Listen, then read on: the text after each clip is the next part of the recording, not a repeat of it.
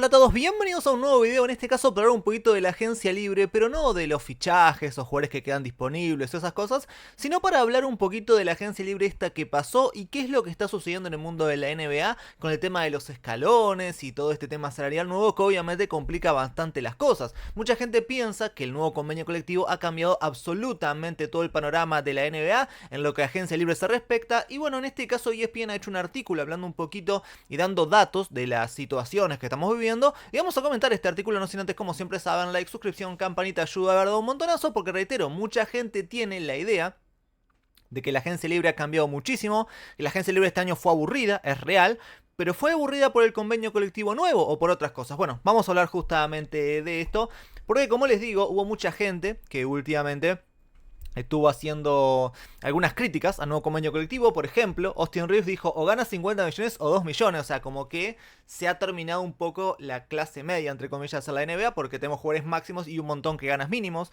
jugadores que por ahí deberían estar ganando un poco más o lo que sea. Bueno, mucha gente tiene esa sensación también y yo la verdad que un poquito la tengo, pero capaz que no es tan así, capaz que no es tan así. Por otra parte, decía en este caso Draymond Green, estoy sentado conversando con mi esposa, desconcertado por el hecho de que la agencia libre haya ya terminado, decía Draymond Green, los primeros días de julio, porque sí es cierto también, o sea, iban 3-4 días de julio y ya la agencia libre medio que había terminado, ya no había mucha cosa interesante que quedara por el camino. Solo podemos señalar al nuevo convenio colectivo y al segundo escalón del tope salarial para poder firmar completo la agencia libre como la conocíamos. ¿Tiene razón Draymond Green? Bueno, más o menos, aparentemente, más o menos. Importante, el segundo delantal ha arruinado la agencia libre, es decir, el segundo escalón ha arruinado la agencia libre, es la perspectiva que mucha gente tiene, o la sensación más bien que mucha gente tiene.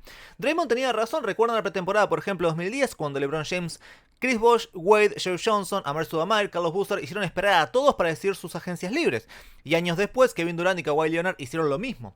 Dos adiciones al actual convenio colectivo no han acabado por completo con ese nivel de anticipación, aunque se ha diluido notablemente. A partir del día después de las finales, esto es lo más importante y este es el tema que creo yo también ha roto un poquito la agencia libre. Por ahí no tanto los escalones, sino esto. A partir del día después de las finales, o sea, el día que terminan las finales, bueno, a partir de que terminan las finales, los equipos ya pueden negociar contratos con sus propios agentes libres. Esto significa que los agentes libres de este año, como Irving, Harden, Julius Randle, Naz Reid, Van Vliet, Sam Merrill, Bobby Portis, renovaron sus contratos y ya no estaban disponibles antes del 30 de junio. El año pasado, Pascal Siakam y Malik Monk estuvieron entre los principales candidatos para renovar también anticipadamente. Ese es un tema.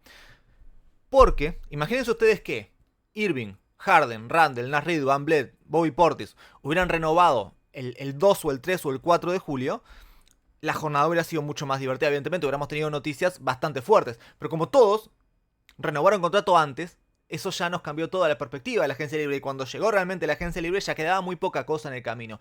Ese es uno de los temas, ¿no? Que antes no era así y ahora es así. Entonces cambió un poquito eso.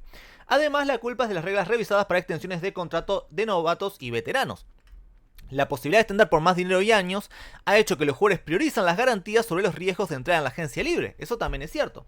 Un jugador en el último año de su contrato de primera ronda ahora puede extender su contrato por 5 temporadas en lugar de 4, incluso si el salario del primer año es inferior al 25% del tope salarial. Jabari Smith, por ejemplo, firmó la extensión. Jalen Johnson, Trey Murphy, Alperen Sengun y Jalen Sachs lo hicieron en 2024. En el primer año del convenio colectivo vigente, un récord de 14 jugadores firmaron extensiones de novato. Son un montón, son muchísimas, más que nunca. Eso también ha cambiado un poco el tema de la agencia libre.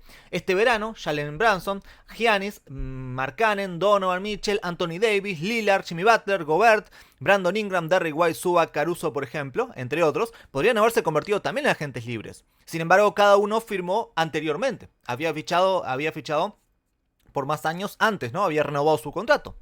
El mecanismo del convenio colectivo fue muy claro, buscamos dar a los equipos titulares una ventaja para reclutar, desarrollar y retener jugadores. Es la idea que tiene la NBA, declaró el comisionado de la NBA Adam Silver durante la liga de verano. Eso no significa que no haya agencia libre, pero en muchos casos hay jugadores que optan por quedarse en esos mercados, así que no creo que sea algo necesariamente malo. En los últimos 3 años, 51 veteranos han firmado extensiones de contrato. Cifra que va a aumentar a 53 si Luka Doncic y De'Aaron Fox firman extensiones este mes, que va a pasar seguramente, incluyendo 26 la temporada 24-25. A modo de comparación, 74 jugadores firmaron extensiones de contrato entre el 2017 y el 2023. O sea, entre 6 años, más o menos, hay un poquito menos, pero hay una diferencia muy sustancial. Por ejemplo, según el convenio colectivo de 2017, las extensiones para novatos fueron de 8,3 por año, mientras que desde el 2023 9,7. Las extensiones para veteranos pasaron de 12,3 a 16,7. Acá está la diferencia básicamente, no en el segundo escalón, no en el segundo escalón. Al contrario, el segundo escalón del tope probablemente haya hecho que la agencia libre sea más divertida. Porque el segundo escalón del tope ha hecho, por ejemplo, que Boston traspase a Porzingis, que Boston traspase a Jrue Holiday, que si no eso no hubiera pasado, que Phoenix Suns corte a Bradley Beal, por ejemplo, que la verdad que nos dio que hablar y fue bastante divertida la situación también, o sea, hubo un ida y vuelta ahí bastante interesante. Al contrario, ¿no? Ha hecho algo interesante por esos equipos. Aunque también es cierto que, bueno, los equipos no pueden pagar tanto y bueno, tratan de ir para atrás. Alguno dirá, es injusto. Bueno, eso es otro tema. Ese es otro tema para otro momento. Pero de cara a la agencia libre en sí, el segundo escalón no es que lo haya arruinado. Lo que sí lo arruinó un poco, entre comillas, es el nuevo tema de las renovaciones. Eso sí, arruinó un poco, entre comillas, la agencia libre. El hecho de que hayan dado más prioridad a los equipos para renovar sus jugadores en vez de para buscar agencia libre, ha arruinado un poco la agencia libre. Pero tampoco es algo tan malo. Tampoco es algo tan malo el hecho de que haya pasado eso. Es cierto que este año, por ejemplo, a finales fueron a un séptimo partido. Por ahí hubiera sido una agencia libre más larga, empezando ya a mediados de junio, se hubiera dado de otra manera. Pero así todo, la verdad que, o sea, arruinar la agencia libre, no, por lo menos no por el segundo escalón. Por lo menos no de momento, ¿no? Capaz que en algún momento sí, pero por ahora al menos no es esa la situación. Los equipos, por otra parte, están aprovechando el hecho de cortar y estirar jugadores. Eso es real también, ¿no? Lo que hizo el equipo de Milwaukee Bucks, lo que hizo el equipo de Phoenix Suns, eso lo han aprovechado. En circunstancias normales la respuesta habría sido 8, en este caso de cuántos equipos se proyecta que tengan espacio salarial para la próxima temporada. Brooklyn Nets, Hornets, Chicago Bulls, Lakers, Clippers, Portland Blazers, Utah Jazz, Washington Wizards. Pero como demostraron los Milwaukee Bucks, proyectar equipos con espacio salarial disponible es un ejercicio inútil, es real. Maximizar el mejor momento de Giannis era una prioridad para Milwaukee, por ejemplo, y por eso cortó a Lillard. Y bueno, en Phoenix Suns pasó un poquito lo mismo, ¿no? Los Bucks no fueron el único equipo en generar espacio salarial de esta manera. También Memphis Grizzlies, ¿no? Que también, o sea, pasó medio desapercibido, pero también Memphis lo hizo con Cole Anthony, que obviamente gana mucho menos. Cortaron 11 millones y lo dividieron en 3 temporadas. No es tanto, son 3 millones y pico, 4 por temporada.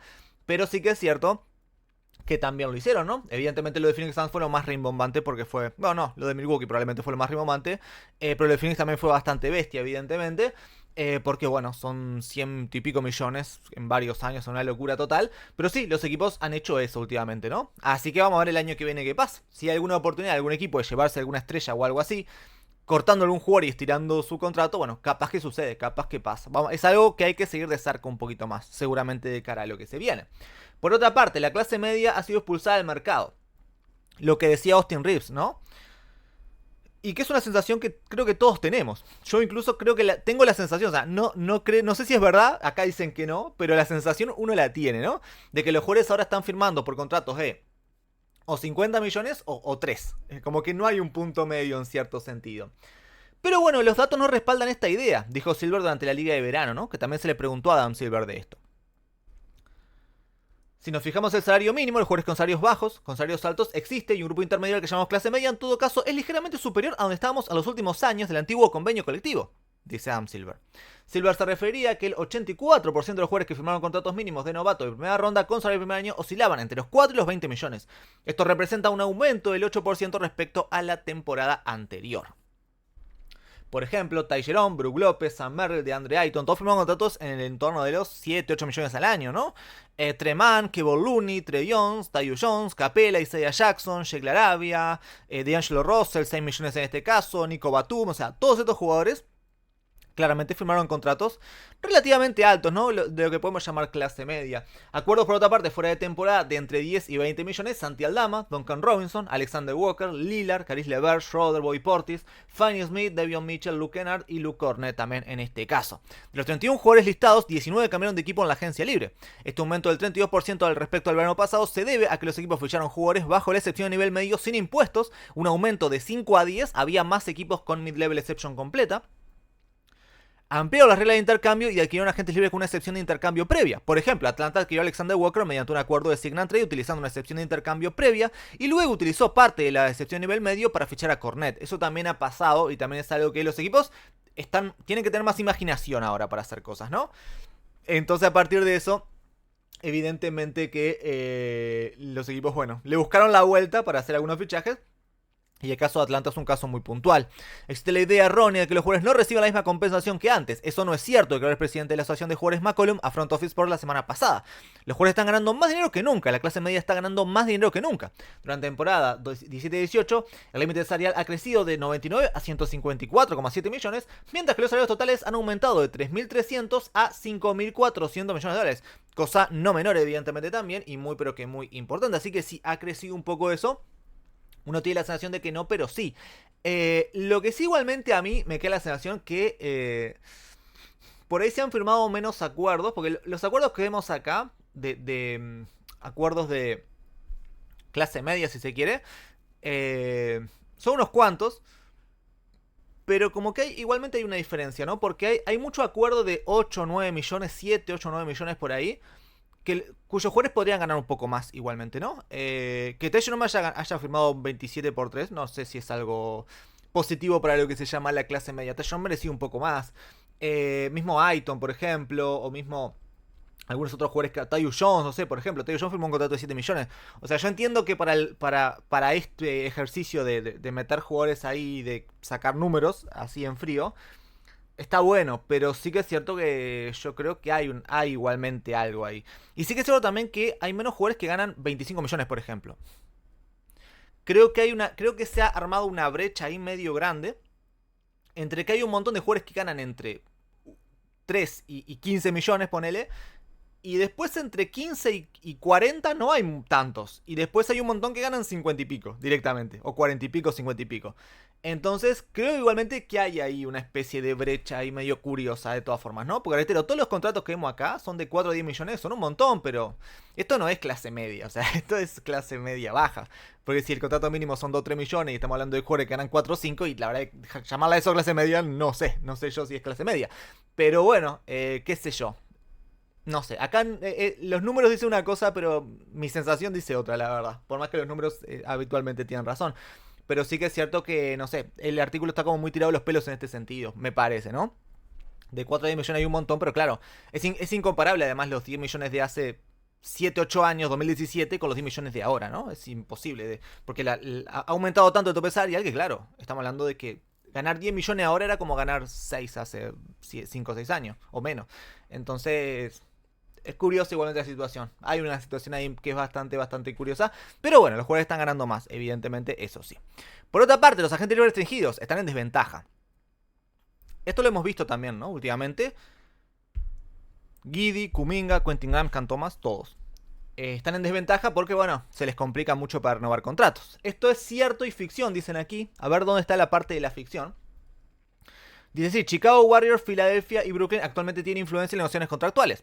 Pero la realidad es que ningún equipo, salvo Brooklyn, el equipo actual de Thomas, tiene más de 14 millones de dólares para firmar una oferta de fichaje para ninguno de esos 5 jugadores. Incluso con el mercado repleto de espacio salarial, solo 2 agentes restringidos, Aiton y Tybull, han firmado ofertas de fichaje desde 2022. La perspectiva de Kuminga y Quentin Grimes también se ven afectadas por las preocupaciones sobre su posición en el primer equipo y se concreta un contrato de firma de intercambio. Dado que su salario saliente solo representa el 50%, de lo que puedes traerte, y es probable que Warriors y Sixers tengan límite salarial estricto en contrato de firma de intercambios. No se pueden pasar el primer escalón. Es un problema. Durante la agencia libre restringida no es algo nuevo esto. Durante años, los jugadores que no fueron firmando extensión de contrato como novatos han sorteado la estricta regla, pero solo si andaban dispuestos a ceder en su próximo contrato. De los 14 excepción en la primera ronda, que recibieron ofertas calificadas entre 2023 y luego firmaron un contrato, solo Maxey, Quickley y Cameron Johnson tuvieron un salario inicial superior a los 20 millones en su primera temporada. Kuminga habría sido el cuarto, pero informaron ESPN, Shams Charania y Anthony Slater que Kuminga rechazó un contrato de 45 millones por 2 años, así que ahí cambió un poco la cosa. Bueno, es todo un tema este. No sé yo qué tanto influye el nuevo convenio con esto, ¿no? Yo creo que lo que está influyendo el nuevo convenio con esto es la primera cuestión que comentábamos. Los nuevos reglamentos para renovar gente. Entonces, como muchos equipos ya tienen renovaciones hechas, ha quedado poco equipo con espacio salarial. Entonces la agencia libre de restringidos ya están complicados. Es realidad, no es culpa del segundo escalón esto, es culpa básicamente de las renovaciones que se han hecho y y de las renovaciones más prontas ahora. Ese es el tema básicamente, pero sí que es cierto que los agentes libres restringidos están en más desventaja que nunca. Nunca estuvieron igualmente en mucha ventaja, eso también hay que decirlo todo, pero ahora están más en desventaja que nunca. Puede ser, podría llegar a ser. Por otra parte, el segundo delantal ha disuadido a los equipos de incluir bonificaciones en los contratos. Esto es cierto.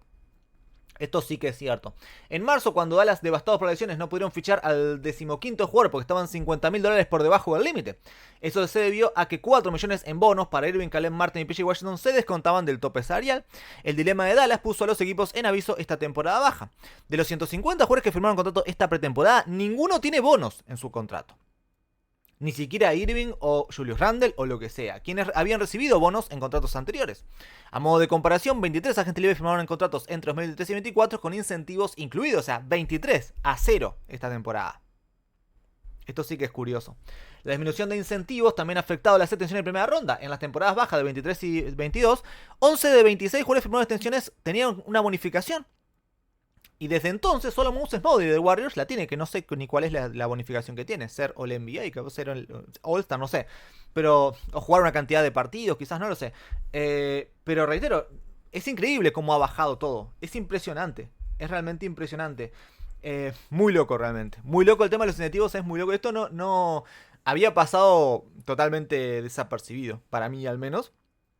Pero me sorprendió cuando lo leí, la verdad. Esto de los bonos es realmente muy curioso. La extensión del base de Miami, Tyler Hero, firmada antes de la entrada en vigor del convenio colectivo de 2023, es un claro recordatorio de por qué los equipos se han opuesto a negociar bonificaciones. Hero cuenta con 5, incluyendo las de MVP, All-NBA, jugador defensivo del año, y Miami ha recibido $2,5 millones tanto en la primera como en la segunda ronda. Entonces, claro, los equipos dicen, no, preferimos no dar nada y listo. Y quedarnos así como estamos y tener 100% de capacidad para manejar el futuro nuestro sin tener bonificaciones de las que estamos dependiendo por allí. Los equipos sí. Esto sí que ha cambiado mucho con el convenio colectivo. Es una realidad y la verdad que, reitero, me sorprendió un montón. Por otra parte, el actual convenio colectivo penaliza a los equipos que seleccionan bien a sus jugadores. Un poco sí también, eso es cierto, porque, bueno, si vos... Esto lo decía hace unos días, creo que es CJ McCollum, y lo decía a modo de, bueno, algo que cambiar, no algo que corregir. Vos fichás muy bien en el draft y después estás complicado para renovar a esos jugadores porque no te querés pasar el segundo escalón y todo eso, ¿no? McCollum hizo un comentario interesante recientemente cuando discutía el impacto del nuevo convenio colectivo. No deberían castigarte por reclutar bien, dijo McCollum. Oklahoma City está pasando por un momento en el que tienes que pagar a muchos jugadores realmente buenos y si los seleccionas no deberías ser castigado por hacerlo bien. Deberías poder pagar, retener y conservar a los jugadores que has reclutado. Y cuando tienes oportunidades de competir y ganar un campeonato, no deberías tener restricciones tan severas, dijo McCollum. El comentario de McCollum deja mucho que analizar. En primer lugar, la afirmación es correcta si basamos en la desventaja financiera que enfrentan los equipos cuando los jugadores con extensiones máximas de contrato son nombrados All-NBA, jugador defensivo del año o MVP en su cuarta temporada. Los Cleveland Cavaliers y Detroit Pistons asumieron 8 millones adicionales en salario cuando Evan Mobley fue seleccionado jugador defensivo del año y Cade Cunningham fue All-NBA. Un montón. El contraargumento es abordar esas extensiones como hizo Oklahoma City con Chet Holmgren y Jalen Williams. El Thunder se ha protegido en caso de que algunos dos jugadores consigan la clasificación en temporada regular. A diferencia de la extensión de Paolo Banchero con Orlando, que incluye un aumento al 30% del tope, si es nombrado All-NBA o MVP o jugador defensivo del año, Holmgren no tiene nada de eso. Y el salario de Williams en la próxima temporada aumenta al mismo monto que el de Banchero, pero solo si es nombrado MVP o primer equipo All-NBA. Si no, aumenta un poquito menos. El gerente general del Sam Presti y el Thunder también tuvieron previsión de considerar futuras extensiones al organizar sus finanzas y acumular activos para el draft. En las últimas 2 temporadas, Oklahoma City ha firmado contratos con vencimientos de Isaiah Hartenstein, Isaiah Joe, Aaron Wiggins, Jalen Williams y Jay Mitchell con opciones de equipo o parcialmente garantizadas. Y los campeones no van a abandonar ese plan pronto. El Thunder tiene un excedente de 13 primeras rondas y 16 segundas en los próximos 7 años, con 4 primeras rondas solamente en el draft próximo. Esto para Oklahoma no es un problema, pero para el resto de equipos sí, básicamente. E igualmente para el resto de equipos es un poco una cuestión, ¿no? Yo creo que esto es algo a abordar de cara a lo que se viene. Este sí que es un tema que es algo a abordar. Si vos seleccionás bien tus jugadores en el draft, o sea, no deberías tener tantos problemas, es real. Oklahoma City, por ejemplo, reitero, no va a tener mucho problema porque tiene todos esos picks, pero si no los tuviera, los tendría esos problemas. E igualmente, o sea, a los jugadores los podría renovar, pero tendría que cortar otros. Tendría que salir de Hartenstein sí o sí, de Caruso, de Dort, de lo que sea. Entonces, es un problema, es un problema. Yo creo que la NBA debería discutir alguna manera de que los jugadores que vos drafteás no impacten tanto en el tope salarial como los que llegan de otros equipos en traspasos, creo yo. Esa sería una buena manera de incentivar además a los equipos a que draften bien, básicamente, que es lo ideal, ¿no? Sobre todo para los mercados pequeños. Sería un paso más en ir a justamente eso, ¿no? En ir a que la NBA sea más competitiva todavía. Eh, Porque no es lo mismo vos sacar. No es lo mismo Oklahoma que, no sé. Que Houston, por ejemplo. Houston está muy bien lo que hizo y tiene un equipazo, pero se llevó a Kevin Durant. No debería influir lo mismo en el tope salarial quizás Durant, que lo trajiste en un traspaso que, no sé, Holmgren, por decirlo de alguna manera, ¿no?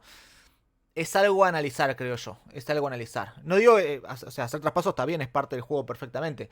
Pero la NBA debería cuidar un poquito más por ahí a los equipos que draften bien. Como dijo McCollum, no deberían castigarte por reclutar bien, ¿no? Entonces, ese es un temita. Ese es un temita, ¿no? Un temita interesante. Sobre todo para el impuesto de lujo, no sé. Que paguen un porcentaje menos. Que los jugadores que vos drafteaste impacten 25% menos en el impuesto de lujo.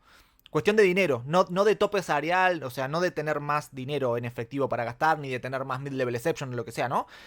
Solamente hablando de dinero para los dueños. Esos, básicamente, y que los dueños puedan gastar más allá, ¿no? Que impacten un poquito menos en el tope. Creo que es algo a revisar como para que los equipos puedan retener a esos jugadores, ¿no? Igualmente. Es algo a seguir muy de cerca, me parece a mí. Y yo creo que el próximo convenio colectivo tiene que abordar esto. Porque es real, cuando ves equipos que se han formado tan bien con sus propios drafts y decís, puff, tener que salir de tal o cual jugador es fuerte, la verdad, es fuerte, es fuerte. Porque es, reitero, Oklahoma va a seguir siendo un equipazo muchos años porque tiene 800 mil millones de pick. Pero el año que viene va a tener que salir de Holmgren, de Hartenstein sí o sí. Hartenstein se va a tener que ir. Y es injusto igualmente porque vos renovaste a todos los jóvenes por ahí que tenés a Topic, tenés a que ahora llega también, tenés a algunos jóvenes más, los de este draft y todo. Y vas a tener que cortar gente porque es un poquito injusto, la verdad. Oklahoma no tiene la culpa de elegir bien, de reclutar bien. Entonces, es todo un tema. Pero bueno, cosas que pasan, veremos qué pasa. Pero esto sí que es cierto, esto sí que ha sucedido y que es todo un tema. Así que bueno, hablar un poquito del nuevo convenio, ¿no? Que realmente ha estado en boca de todos últimamente. Y que por ahí alguna cosa parece que sí, pero por ahí no tanto, lo que sea. No sé, fue interesante, me pareció interesante el artículo, me pareció interesante para compartirlo con ustedes. Un sábado de mañana que no había mucha noticia para comentar. La verdad que me pareció interesante hablar un poquito de todo esto. Así que bueno, hasta aquí el video. Si les gustó, como siempre saben, like, suscripción, campanita, yo, gordo montonazo. Muchas gracias a todos por haber llegado hasta aquí. Y obviamente nos vemos la próxima.